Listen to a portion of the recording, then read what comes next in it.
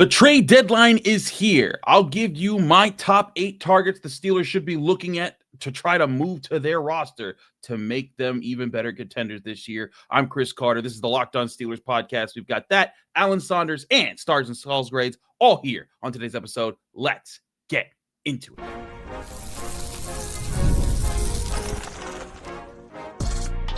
You are Locked On Steelers, your daily Pittsburgh Steelers podcast. Part of the Locked On Podcast Network, your team every day.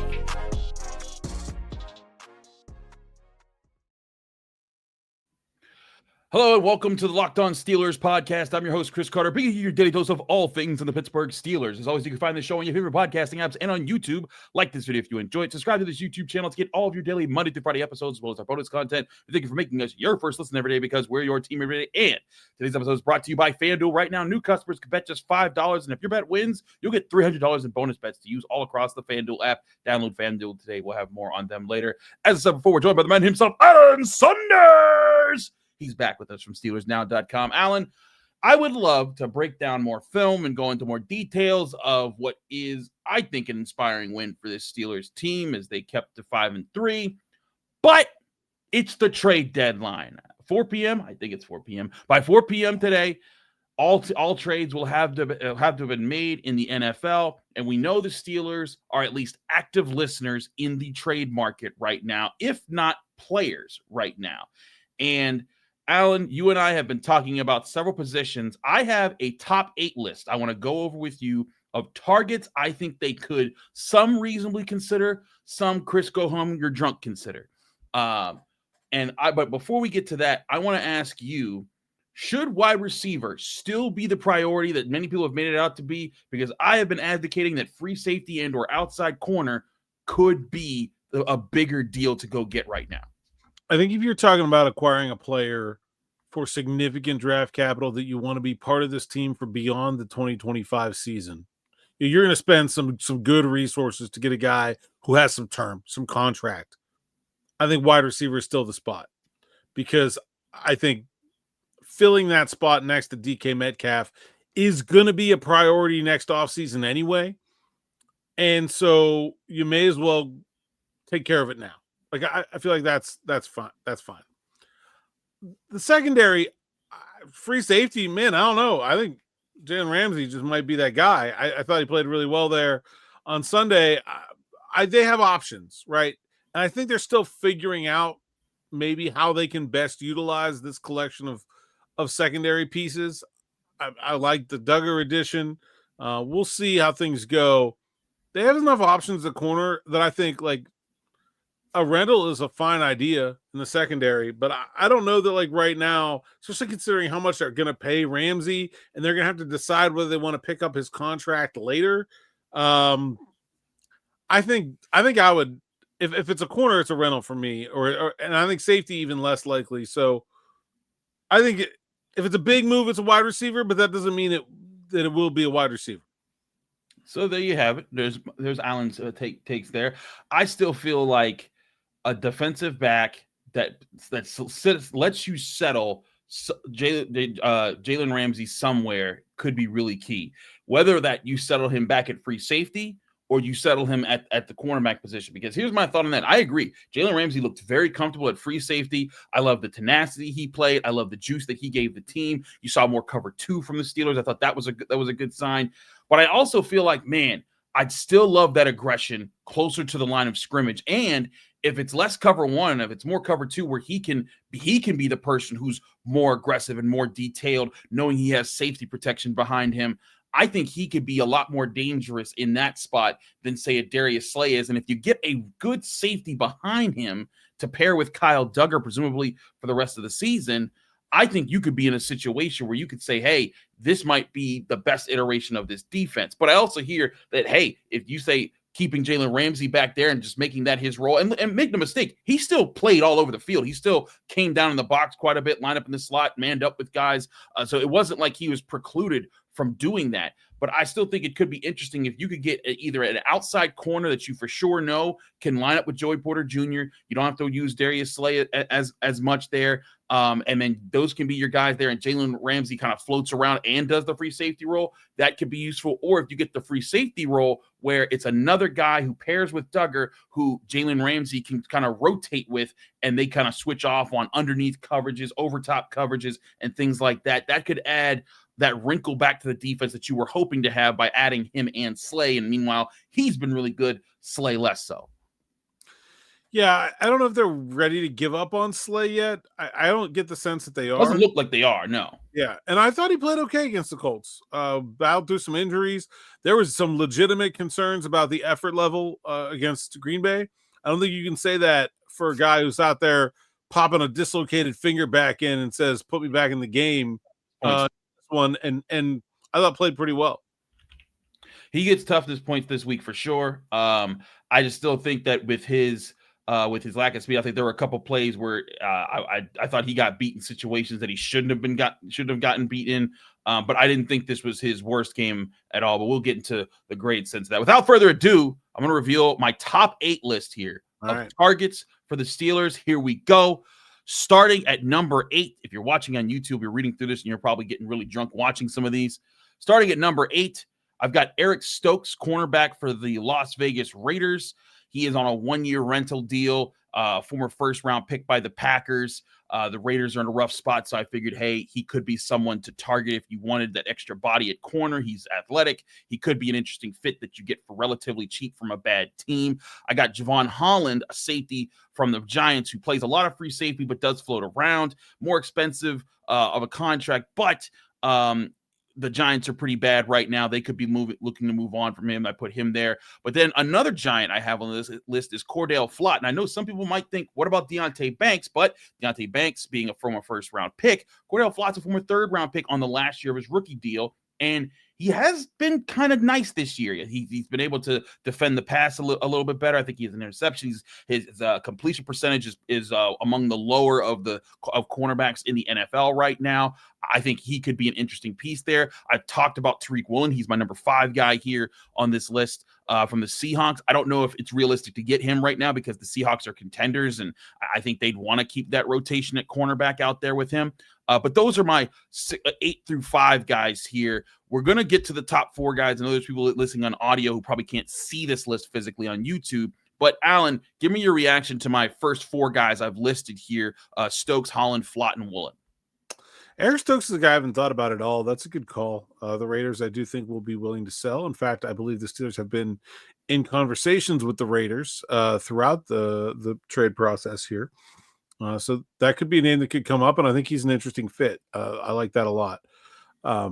I don't know, like if I'm the Giants and I feel like the idea is that Jackson Dart is going to take us to something, why am I trading young players for my secondary? Like that's the part of that like I like those players, but I don't know why the Giants wouldn't just be trying to extend those contracts instead of trading them for draft capital. If you got the quarterback, and I'm not really believing in Jackson Dart, but it feels like they are, then you don't need the draft capital that badly now. Like it's just time and start stacking some picks. So I think they would probably be more hesitant there. Riq Woolen, I've loved since the first day I watched him at the Senior Bowl. I would be all in on that. I do think he could be had, but I think it might be expensive, and I don't know that the Steelers are going to want to go down that road, especially with like a corner with some sort of like very specific, like you can't do everything with him. I think he's actually a very good fit for the Steelers because the things he does and the things that Joey Porter Jr. do well are they're the same guy pretty much. And so like, I think it's very tantalizing from that aspect. I just don't know how much I would pay for a guy who's like still very much. And like I don't think you could pay a premium for him. If you can get him cheap, okay. But I don't know why, again, the Seahawks would be that motivated to sell there. The only reason I'm saying the Giants, and I hear you on like, hey, we may have something with Jackson Dart, but they're having something with Jackson Dart has them at 2-7 right now. And like that's my only thing is they might say, hey, you know what? And if I'm the GM, I might be thinking like, look, this is a reset anyways. We may have the young quarterback. what if we keep investing to build up the young core? But I hear you in that if they feel like there's some other pieces they could put to keep around to make sure that there's leadership around while the young quarterback's there and that they can invest more into the roster, I do hear that, and I think that that could be something there. But Holland, Flott, just two names that I had there. I know some people were talking about Deonte Banks, but I kept him off this list. Let's go to the top four I have here. Justin Reed, a safety for the Saints, a guy who's been a long time good safety in the NFL, plays a lot of free safety. I think he's always been a sound back end of the defense type of guy, and I think he could be that guy that pairs well with Kyle Duggar and just keeps the lid on the defense and allows Ramsey to float around quite a bit. And so I think that's an interesting situation that could be had there because the Saints are definitely sellers where the Giants are 2-7. They're 1-8, and everyone's kind of known that this was going to be a year that the Saints were sellers. But then we keep it with another Saint for number 3, and this is where we start to get to the really, really big names on this list. Going Chris Olave here, the wide receiver from the Saints. He's my number 3 guy on my list right now. Chris Olave, of course, just a talented guy, a guy that if you pair him with DK Metcalf, I think would be a good opposite of him. He can get separation, he can get open. I think that would be interesting. Similarly, my number 2, Jaylen Waddle, probably a lot more expensive from the Dolphins, but the Dolphins have said they want a first-round pick. I doubt that they get that for him right now because of their situation. The Dolphins also in a tough spot at 2-7. But I put either of those guys there, and I also wanted to put Jacoby Myers in here, but I feel like too many people have talked about Jacoby Myers, so I was like, let's go. I wanted to be cool and have guys like Eric Stokes on my list that people hadn't talked much about. But you could throw him in this list as well. And then my number 1 guy here, Alan, is Budda Baker. And the reason I'm going Budda Baker with my number 1 guy is if you put Budda Baker in this defense, it would kind of replace what you lost with Minkah Fitzpatrick. Not entirely and completely for the persona, but you'd get a playmaker on the back end of this defense that then Jalen Ramsey is working a lot with. Now, you probably have to give a lot for Budda Baker. So, again, that's the top 3 picks there. That's the go home, you're drunk, Chris, part of this list. But I want to get your thoughts persona-wise. Who do you like here as far as the top names I have here, and who would you add to this list outside of a Jacoby Myers that would pique your interest? Well, you got 2 Saints. I think Rashid Shaheed is also interesting. He's the 3rd one there in New Orleans, and I think probably the most likely of those 3 to be traded. I do think Justin Reed is an interesting name that probably hasn't been talked about enough. Actually played with Juan Thornhill in Kansas City in 2021, one of those years when he replaced Tyrann Mathieu. He's not a young guy, but he's got a lot of experience, played in 2 Super Bowls with Kansas City. I think he's a really good player. I think that's a great shout, a great fit. He does have a big contract though. And I don't know, I wonder about committing that amount of resources to safety after what the Steelers did this offseason by trading away Minkah Fitzpatrick. I kind of felt like that was maybe not wanting to do that, but I don't know. Maybe they're willing to admit that was a mistake already. I do think he's a good player. Olave, I love him. I don't know how you make a trade for him. First of all, I don't think the Saints are going to want to trade him. They're probably drafting a quarterback in the 1st round next year. And they want a guy like him. He's got to have somebody to throw to. Exactly. Second of all, the concussion history really, to me, makes his value very difficult to decide on. I mean, you're talking about a former 1st-round pick who's had pretty good numbers. If I'm the Saints, I'm like, yeah, come at me with a big offer, and sure. But if I'm an acquiring team, there's a lot of red flags there to worry about. You end up paying a high draft pick for him, and then maybe you only get a few games out of him. And that's a realistic possibility that I think makes a trade difficult. Waddle's the one that's really interesting to me because I'm with you. I don't think anybody's going to give Miami a 1st, and I think they'll probably just keep him if nobody does. But would you trade a 2nd-round pick for Jaylen Waddle? Good question, man. That's probably the right value. I don't know if the Steelers would. I think it's a fair trade, though.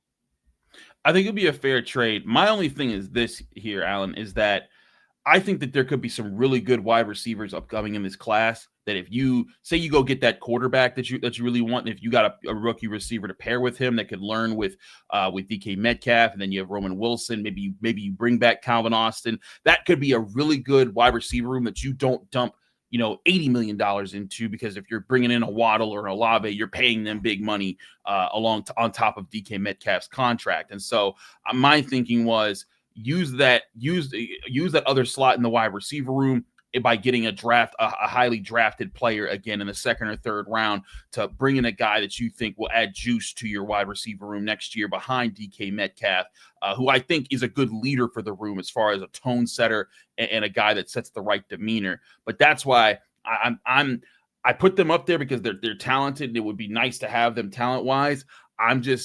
I'm a little bit more reluctant on the receiver move, especially if it's a big name wide receiver that's just going to pad on, that's going to take a lot of money and be an obvious number 2 big time playmaker. Just not what I think the Steelers, they're signing Marquez Valdes-Scantling. I think that makes some sense. I wouldn't be shocked at Jacoby Myers again. Like, I think that there's guys out there. And I think the biggest thing is whoever you're getting here, if it's a wide receiver, they should not be someone that I think you break the bank for, that you completely adjust things for. Because here's the other thing, with the way this offense has worked the first 9 weeks of the season, whoever's your third receiver ain't getting much play anyways. So it's going to bump if this person is good enough to surpass Calvin Austin and Roman Wilson for sure, Calvin Austin and Roman Wilson ain't going to see the field that much more. And, Roman Wilson did have the big bungle in this game, but I like the trajectory that both of those guys are on. And I don't know if limiting them is the biggest thing you want to do right now. Yeah. Yeah. I think that's what makes Myers so attractive, is that he's not expensive. Either in terms of acquisition cost, I don't think, or the contract. You want another name like that I don't think a lot of people are talking about. Sure. And you named an Arizona Cardinal here. How about Michael Wilson? It was a third round pick a couple of years ago. Sort of fits the sort of like Artie Smith wide receiver mold. I could see that. I think Shaheed is, again, something the Steelers don't have, and just like a true deep threat outside receiver. He doesn't have to get the ball a ton, but like Roman Wilson's been out there running a lot of cardio this year, like where he's just clearing space for guys, and like he's not the world's most effective like threat there. You can do better, and that guy doesn't need to be a high volume player like you're talking about. Like, they don't have that many throws to go around, so like MVS is going to be that, I'm sure, but I think Shaheed's a better younger player. There are not too many teams that are just truly totally out of it. I think that's the other part of this that's really difficult with the trade deadline where it is. And I mean, the Browns are probably not going to trade with the Steelers. The Bengals are probably not going to trade with the Steelers. And so they've got to navigate some of that as well. And then it just seems like that some of the other teams that are really bad just do not, like, who do the Jets have that the Steelers would want? Like, it's hard to even come up with a trade fit where you're like, oh yeah, this one would make sense. And so I'm not expecting like big fireworks here. I like the Budda Baker shout. Some name I hadn't thought about. I think I would, if I was trying to make a big splash in the secondary, I would lean more towards the cornerback position. But that's an idea. And I think in general, it's probably going to be smaller moves, though. To me, that's where I feel like we're headed. Wouldn't shock me if it was that. Seems like that would be the ideal situation for the Steelers. They have a lot on their future that they want to keep in tap as far as their future picks, so they don't want to just give those away. But they also, I think, want to compete as best as they can without giving those away. So a tricky tightrope to walk for Omar Khan. We'll see how he does later today on the draft deadline. This was an extra long first segment that I know I'm going to get pinged for. Locked on, so don't kill me. But we're going to take a quick break. When we come back, it's Stars and Skulls time. We'll do all that here on the Locked On Steelers podcast. Chris Carter, Alan Saunders. Stick with us. We'll be right back.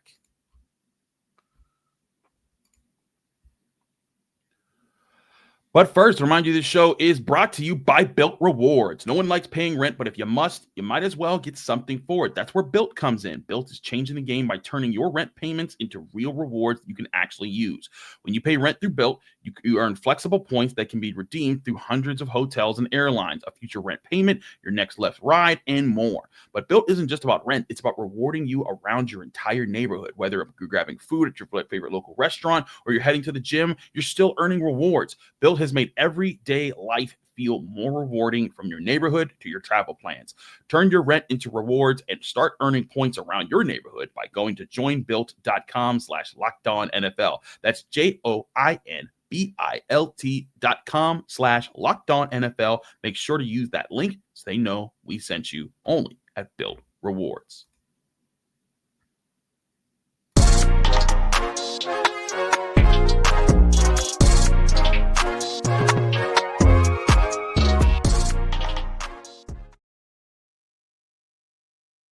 Podcast, Chris Carter, Alan Saunders, after a very long opening segment over the trade deadline Tuesday. But let's get to our stars and skulls grades for the Steelers' big win over the Indianapolis Colts. As always, the rating rubric, you guys know it's 1 to 3 stars, good to great to elite play, 1 to 3 skulls, bad to bad play without redemption, bad game as a whole, or all-time terrible. If you have 3 skulls, then of course the dreaded bus ticket. Will we have a bus ticket today? We'll find out in a little bit here. But as always, for the win, we start with the stars. And we got a lot of stars to hand out when you get a win like this, Alan. We'll start with the 1 stars. So many to name, so I'm going to run through them all, and then I'm going to get your thoughts afterwards. We've got Zach Frazier, Broderick Jones, Joey Porter Jr., Chris Boswell, Pat Fryermuth, Jalen Warren, Darnell Washington, Kenneth Gainwell, Calvin Austin, Nick Herbig, Corliss Waitman, Mason McCormick, Isaac Seumalo, Brandon Eccles, and Jack Sawyer. Trust me, we have plenty of 2 stars to hand out on top of 3 stars. So if you don't see a name here, they're probably coming up soon. Alan, any names stick out to you that pique your interest as far as the 1-star grades? Yeah, talk me through the Darnell Washington grade, because I think that's a tough one here. Obviously had that one series where he was really productive. Also dropped a touchdown early on. I had a lot of people in my live stream after the game asking me, like, oh, is this a breakout game for Darnell Washington? I was like, oh, I mean, if you only, want to think about the second part of it, what was your thought process in the way you worked through that one? I thought he evened it out. I mean, he didn't even out getting a touchdown, but there was that one big 3rd down grab where Aaron Rodgers threw a laser on his back shoulder, and like he kind of had to adjust to it and catch it. And I thought that was a really good grab. It was a good catch. And then there was the other one where he like extended the ball to the 1.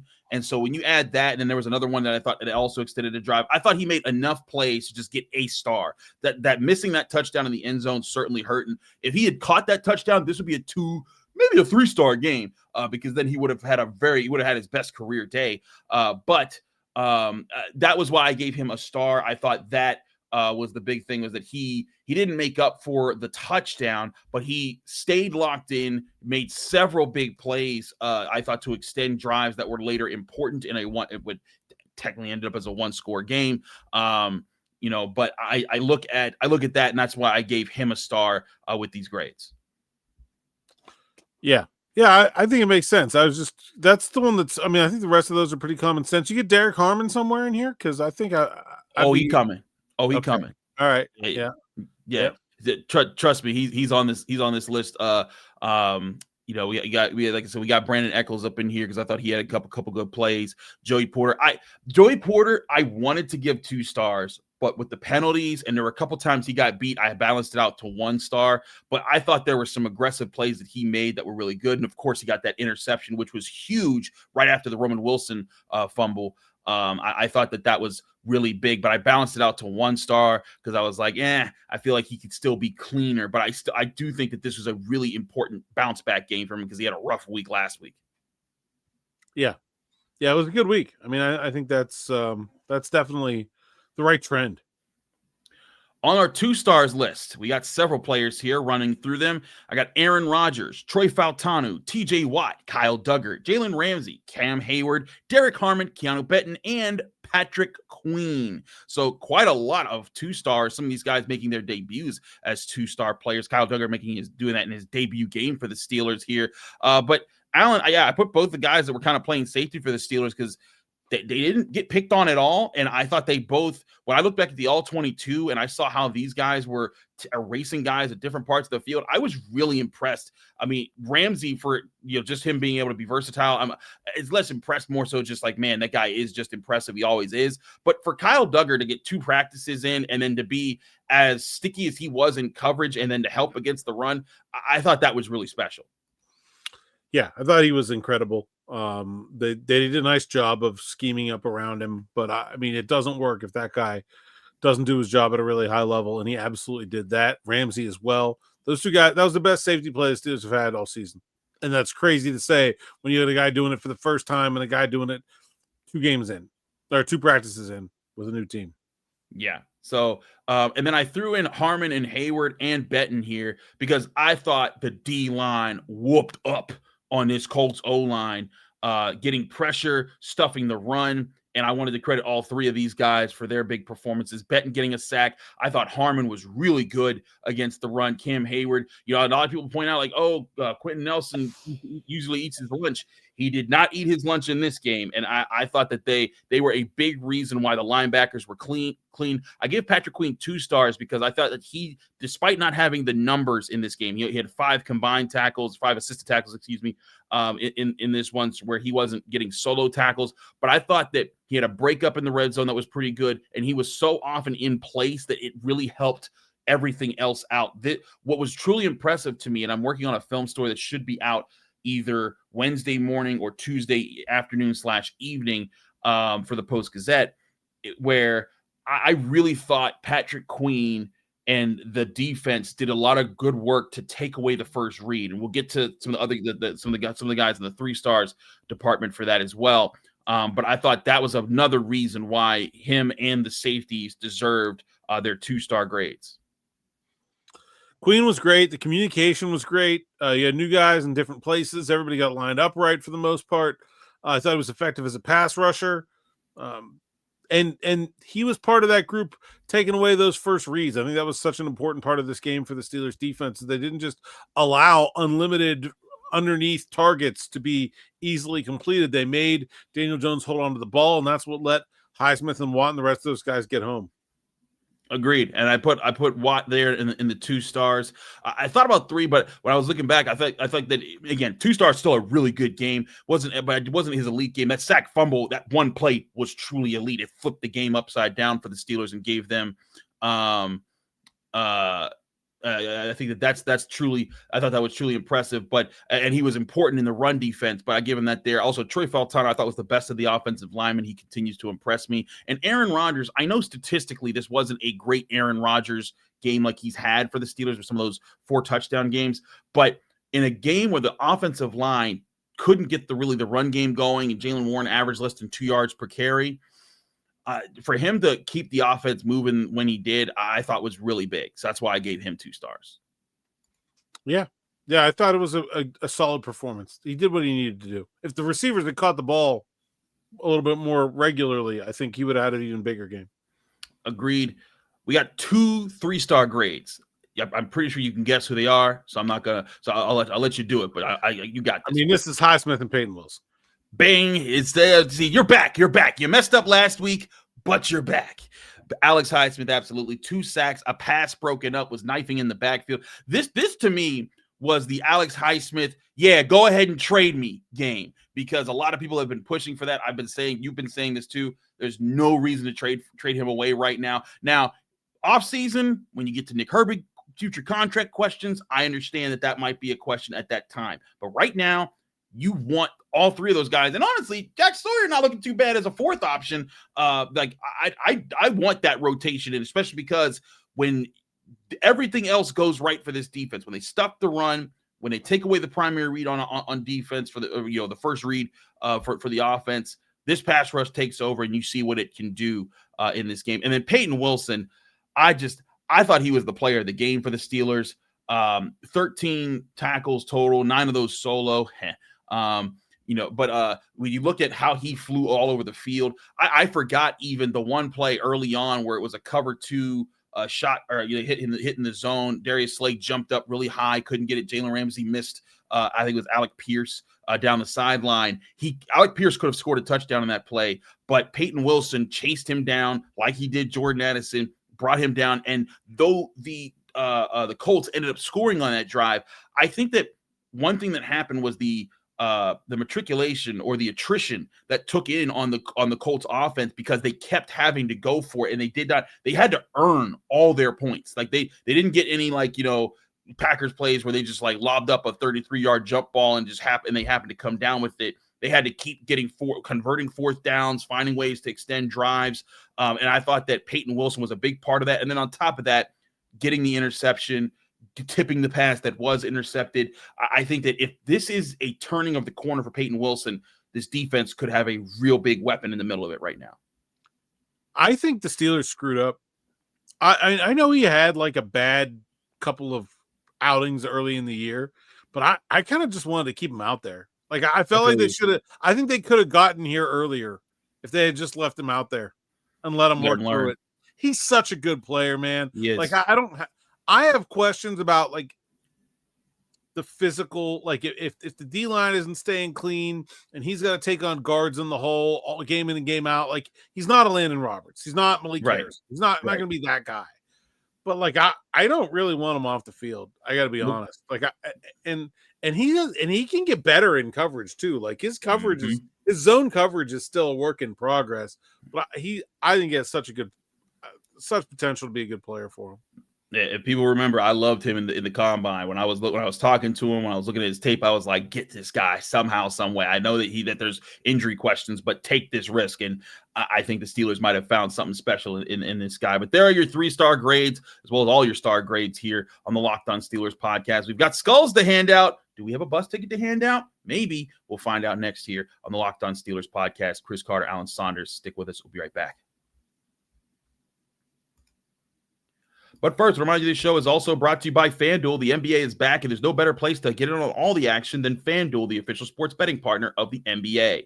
Even if you missed the start of the game or want to just ride a hot hand, FanDuel has live bets on everything from who will score next to fourth quarter comebacks. Plus, you can even combine your live bets into a same-game parlay. That'll get you a shot at a bigger payout, and it keeps every game exciting because when your team's making that late push, you can make your big push with them on FanDuel by putting money down on them. And right now, FanDuel is giving new customers $300 in bonus bets when they hit on their first bet of $5 or more. So head down to FanDuel.com to sign up and play your game with FanDuel, official sports betting partner of the NBA.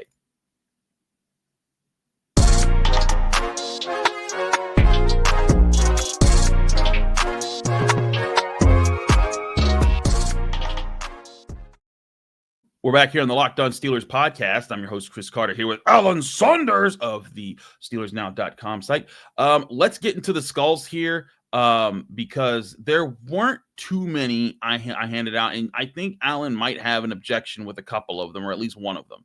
Okay. But we have 3 people on one skull list. Who are they? Can you guess? 3 people on one skull list for this game. DK Metcalf? That's 1. Jonnu Smith? That's 2. Can he get the 3rd? Give me a side of the ball. Defense. Joey Porter? No, he got a star. Oh, he got a star. Okay. Yeah, the interception put him over the top for me. I agree with that. I saw some people saying he wasn't good. I thought it was good. Man, a skull on defense. This is the one that I think you'll disagree with. So all right. Yeah, I don't. Slay. Yep, that's it. That's the last one I have here, and only because this was not a bad game for Slay. I thought he got beaten some spots that were really. I thought he could have done better. Like there was a really good pass from Daniel Jones down the seam of a zone where everything else was taken away, and it was like, Slay, you were the last piece, buddy. If you just jump this pass here, I think you can do it. And then there was the shot play in the cover 2 where he just leaked too early. There was a couple plays I felt like, man, if you could have just been a little bit sharper there in places where your speed wasn't the problem, you just needed to play the ball a little bit better, something could have happened there. But I wasn't going to ding him too much for it because it wasn't like they picked on him for too much. And I give him a ton of points for fighting back from whatever broken finger injury he had, because that looked like that was hella painful, and he came back from it and kept rocking. So he gets points for that. But again, one skull grades are not terrible. It's just like, hey, you had a rough moment, or you got beat here and you didn't have your get back moment. Kind of like how Joey Porter did. Like, DK Metcalf had a drop. Johnny Smith had a drop. And I thought about giving Johnny Smith maybe a neutral grade because of his because he did have some catches, but still I felt like that was like a 30-yarder. That's the part of it that's like, exactly. It would have set a different tone for the game early on. Yeah. Yeah, I can't really argue too much with those two. I give Slay some credit for just coming back from the gnarly looking finger injury. Yeah, and there was something else bothering him too. He was limping at one point. He kept coming back out there. I give him a lot of credit for that. I didn't think he was great, but I do as well. All right, so I think there's only one other player with a bad grade in this game, and I think everyone knows who it is. The question I had was, do you give him a bus ticket or you give him 3 skulls? And I did not give him a bus ticket. Alan, do you know who I'm talking about? No. It was just I rarely do it for one play, but when it's a boneheaded play, it's got to be Roman Wilson. It is Roman Wilson, just for and listen, it was one play. It was a really bad one play that almost gave the Colts a shot, but I was just like, I think the entire city of Pittsburgh and Steeler Nation abroad felt the way Ben Skoranek felt. Skoranek probably deserves a start just for that, and also picked up by the ref microphone. He also had a really nice game on special teams, and was the he replaced Peppers as the personal protector on punts, and he also had a couple tackles. And I thought he was open a couple times, and Rodgers just didn't find him. But mostly for his editorialization there, which was very correct. You can't bleep and jump. Like, why? I think what's funny is we're in the press box. We can't see and hear those things. But on the broadcast, you could clearly hear what Ben Skoranek really thought of that moment with Roman Wilson. And listen, I understand. I'm not saying Roman Wilson's dumb. It was just, hey, in that moment, just get down. I know you're trying to make the play for your team. You don't get too many shots at this. And so you're thinking, I can get a couple extra yards. Buddy, it's 2nd and 1. You probably would have got the first. You just dove forward and protected the ball. There was no reason to leave your feet. But hey, young player, lessons learned. He hasn't had a whole lot of experience. And he's coming off of what I thought were 2 of his best games, his 2 best games in the NFL. So I give him 3 skulls for just that one big mistake. But people that want bus tickets, remember, bus tickets are for when it's like, hey, man, you got to get that time. You got to get, and like Darius Slay with that effort last week was on that. He's off of that train now because now he's fighting through his injuries. He's showing heart, and I think that's a good sign. So only 3 skulls for Roman Wilson's big gaff there, but no bus ticket. Alan, am I too harsh with this, or should have been a two sculler? I will say that just like it was garbage time. It didn't really matter that much. This is true. That's not really an excuse. The thing is, like, we would give that excuse if it was a player with more track record. Right. If it was like DK out there, like loaf of bread in it, because it doesn't matter. And you're like, oh, well, whatever. Like, the game's already won. Who cares? I think it's just because there's this hyper focus on him because he doesn't get that many opportunities. He's a young player, and then he screws one up, and it's a big deal. So I don't necessarily disagree with it, but I will say, it's not like he hurt the team. I just want to say I do appreciate the fans of this show that tweet at me when something bad happens, and they just say bus ticket. And I know exactly who they're talking about every time something happens, and I'm like, guys, not everything can be a bus ticket, but. That was pretty funny in that moment. But I give Roman there. But hey, I still think he's on a good path right now. It was a very correct mistake. It's not like he doesn't know how to run a route or doesn't know how to do things. It's just in a moment, it was a quick judgment, trying to make a play, didn't protect the ball. Things happen. I think he'll learn from this and still be a good producer for the Steelers. And I also think that him and Calvin Austin. I thought Calvin Austin. I overlooked this in my 1-star grades. I thought he had a good game. If he had turned one of those catches into a touchdown, he would have had a 2-star grade at least, because I thought there were several big grabs that he had in this game that really set the Steelers up. And it's plays like that continue to make me think, I don't think they need to make a big splash at wide receiver. Getting another guy to supplement, fine. But I like Calvin Austin and Roman Wilson being part of this rotation right now. Yeah, there's stuff they don't do, but I think the things that Calvin does, he does very well. I don't want to replace him. Right. I want him doing what he's doing. Right. I'm glad you didn't say do. Why would you think that I would? Because you were really close to. Why would you? You're really close to, because you stopped and then you were like, "Don't say that." But, anyways, he's Alan Saunders. We made it under the 40-minute mark here. Alan, let people know you can find you, follow you, and get more of your work. _PGH on social media, SteelersNow.com for my written work, in the Steelers Afternoon Drive and Steelers Morning Rush podcast on the Steelers Now YouTube page or anywhere you find podcasts. Absolutely. He's Alan Saunders. I'm Chris Carter. Follow me on Twitter, Instagram, TikTok, Blue Sky, wherever you get social media. My handle is always at Carter Critiques. You can read my work in the Pittsburgh Post-Gazette by going to post-gazette.com. Should have my grades written there up by this morning. If you're looking at it, I'll hopefully have a film study up on the defense coming at you soon as well for the Pittsburgh Post-Gazette. And, of course, you can always get me here on the Locked On Steelers podcast every day, Monday through Friday, breaking down the Pittsburgh Steelers. Thanks again for tuning in. We'll see you tomorrow after Tomlin's press conference and after the trade deadline. Will the Steelers make a move? Find out here on the Locked On Steelers podcast.